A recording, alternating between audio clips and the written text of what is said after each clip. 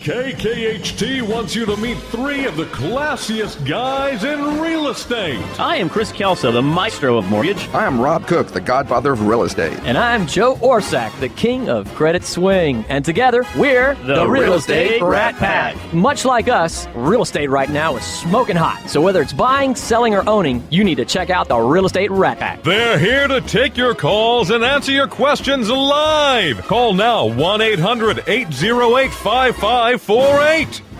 And now, the Real Estate Rat Pack!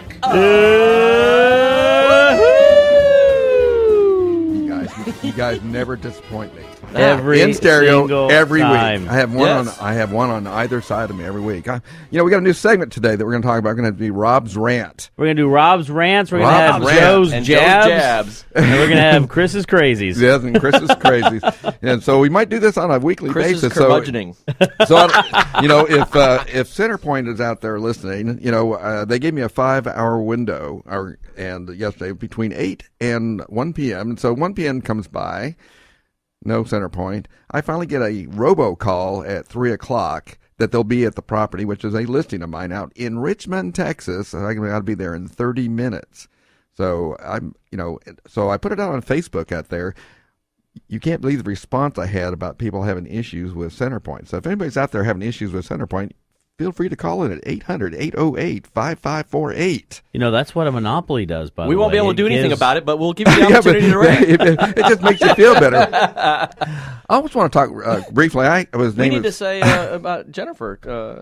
Jennifer McKeska was supposed to be on the show today. That is correct. Is not. Jennifer, if you're listening, I hope you get to feeling better, and we are going to get you back on very soon. We will. We get her back on. She was on the way to the studio and turned around and went home. Wow. And I want to give a big shout out to Renee Davy Oakham. Today is her birthday. Yes, indeed. Happy birthday I saw that. So one other thing I was named a special commissioner for Harris County, and had the experience of going through a condemnation hearing, whereas the owner of the property thought they weren't getting enough value for it.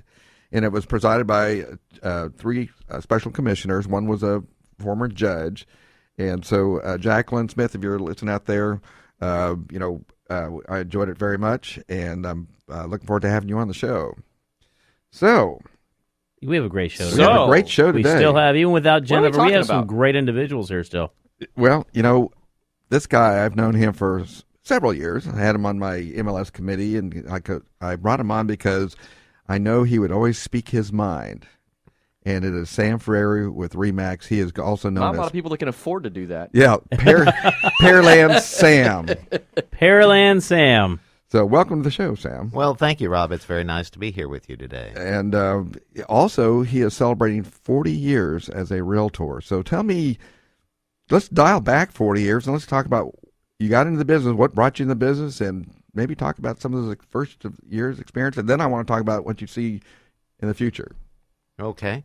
Well, I got into the real estate business because of my mother. I'm actually a second-generation realtor. She had started in 1961, and when she saw that the requirements for a license were increasing, she thought it was probably a good idea to get me started in that. So I started when I was 17.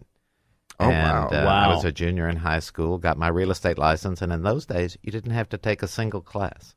You applied, sent in your $20. They sent you a little book to study, and you took a test, and you became a realtor. I'm in. Wow. So are you grandfathered where you don't have to take MCE? Or No, I'm not, because then I got my broker's license when I was 18, a year later, and I had to take 90 classroom hours to get a broker's license. Well, to put that into perspective, it's now 900 hours to get a broker's license. 900 Plus, you have to have 4 years experience, and you actually have to have done some business. What's a couple zeros amongst friends? Yeah. So you've seen a lot of changes. Now, have your career always been out in the Pearland area, or? Well, no, actually, I started in southeast Houston over in the South Park area. And my mother, in those days, that was actually, if you think about it, prior to fair housing. And mother, when fair housing passed, mother went door to door to change the name of South Park Boulevard to Martin Luther King Boulevard. She went door to door getting signatures to sign a petition to change the name back in those days. So it's a very interesting background that I came from in those days, which was considered quite liberal at the time. Well, that was a time that was probably not long after he was assassinated, and people were wanting to honor him, and he was a great man. So kudos to your mom. Yeah, for being that. She was an interesting sort. Yes, well, you're kind of, the acorn does not fall far from the tree, because that's how we describe you. Well, that's right. As an interesting sort. Yes, and I warn you that, when my day is over, my daughter now is the designated broker at RE/MAX Top Realty. And just a fair warning. Okay. Acorn also doesn't fall far from the tree there, my huh? goodness. So she's got a your combination of the facilities, of the backgrounds of my mother and myself, and she didn't even really know my mother. Wow. Well, you've done a tremendous job down there. You've built up a lot of your business and practice. And I think everybody knows Pearland. Sam, if you're from Pearland, you know this guy. Yep. He's an icon now. So you're officially an icon. I'm officially an icon. So, okay, what does it look like? I have no idea. Your check will be arriving in the mail soon. The icon checks from the icon committee. So let's talk about. I know you've had some anecdotal things that have occurred over the years, and maybe you can share a couple of things that had happened that were very. You've been posting on Facebook 40 years, so maybe have an anecdotal thing about funny, interesting. Yeah, well, I've been writing a blog each day now, what I've learned in 40 years as a realtor. So I think today I published day 3 of that. So, you can keep up with it if you go to my Facebook and friend me. Look for Sam Ferreri, and you'll find those interesting sorts of blogs. But, the funnier things that happen in our business usually involve customers and clients, and sometimes other real estate agents. So, yeah, that can be funny. Not to mention mortgage men and credit doctors. Yeah, not to mention. Let's grab everybody and put them on the bus. Yeah, that's right. Okay. So, over the years, I've met a lot of interesting characters and been through a lot of different trying situations. A lot of interesting markets. Up markets, down markets, the federal government getting involved in our business, and you name it. I've worked through it. And that's a good question. Obviously, one of the things being in it for 40 years, Sam, a lot of us, I've been in the business for 12 years, so I've seen a couple of cycles, but you've seen a lot more of those cycles. You've seen what took place in the early part of the 80s. He's seasoned. Yes. That is correct. Very seasoned. And so you've seen, how do you describe what we went through in 2008? How do you versus what took place prior to that and some of the areas whenever the RTC was involved, et cetera, in Houston, and the oil embargo. How have you seen the major differences right there? Yes, well, there's not a lot of major differences. Okay. The key to that for success for 40 years is being what I call light on your feet. You have to be able to adapt to whatever the market conditions are. Here's the thing. We're in Houston, Texas, or Pearland, Texas, which is basically part of Houston now. Wouldn't you agree? Yeah. Right. Houston, yes. So in these markets, in this market, people will always buy and sell real estate. So you just got to find who is buying and selling at those times. So when the RTC came in and you had the failure of all the thrifts, right? Okay, and all those assets went to the thrifts. Well, you got in the business of selling thrift properties, and so if you work with buyers and sellers, you work with buyers and sellers. In the last few years, you couldn't sell many things. People were upside down in their homes, so you got into the property management business. Right. You help people lease their properties. So whatever it is, you've just got to adapt to help your consumers and customers and clients. Yeah, Darwin never said it was the strongest that survives. It's the most willing to adapt. That is correct. Survives. And, that's right. And the other one is the best way to go in life is the way life is going.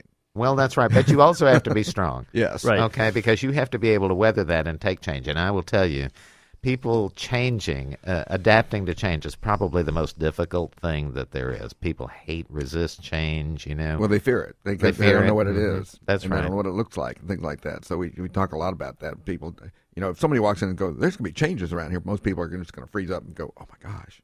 Right. But it might be a good thing. That's right. And I survived the 80s. We're doubling your pay. Yeah. I'm kidding. You're all fired. Yeah, we're not working for Joe. It's just a note to self. Well, I will tell you, this last recession was harder than the first. It was harder than the 80s. the 80s, there were still lots of properties, lots of people with money. The last one there had been too, but they weren't really willing to spend it. So, You know, I experienced exactly the reverse of that. I found the 80s because I was in commercial and I was home building, and of course, when you the builders all went bust. Yeah, the builder. Yeah, it was an expensive hobby. Let me tell you that.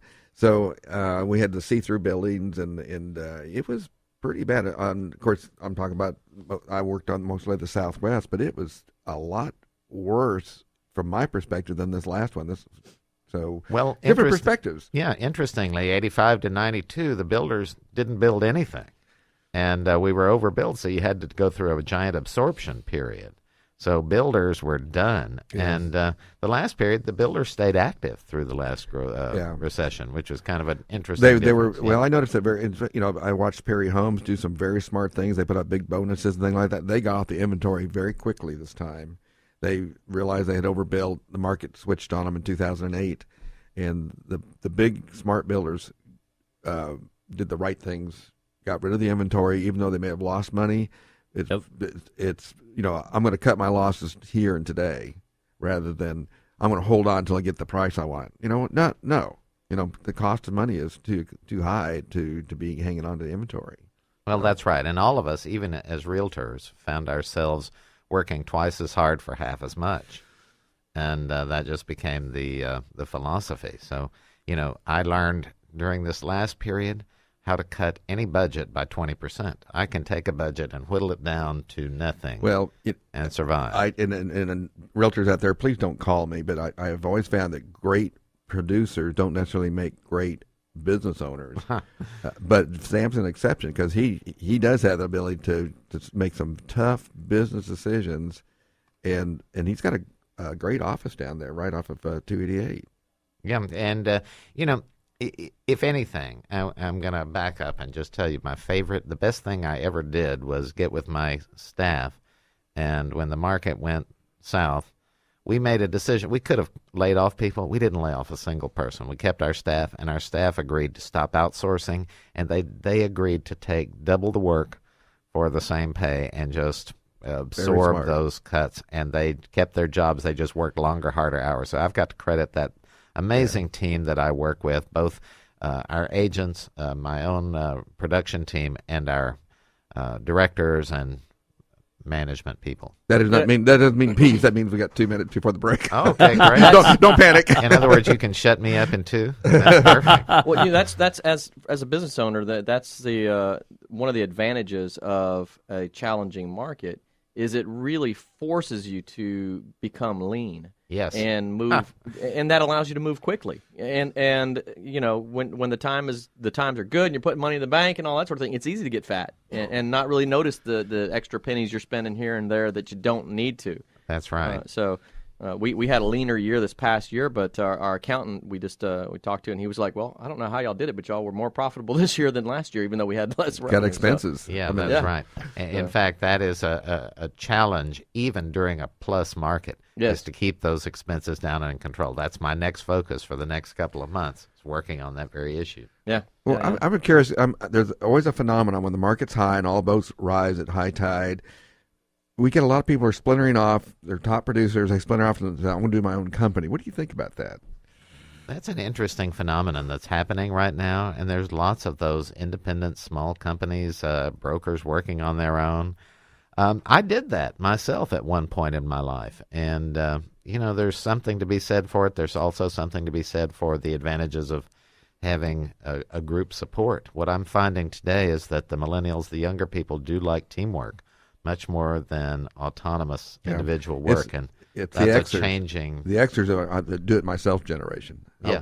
Show me how to do it, but I want to do it myself type of thing. Right. I think we're coming up against a break, Chris. We are coming up against a break as usual. For all those who want to call in and have any questions, you can reach us at 800-808-5548. We are live in the studio. We have Sam and Randall Martin, by the way. Actually, Sam Ferreri and Randall Ferreri and Randall Martin. They're not related. That is correct. Not related right there.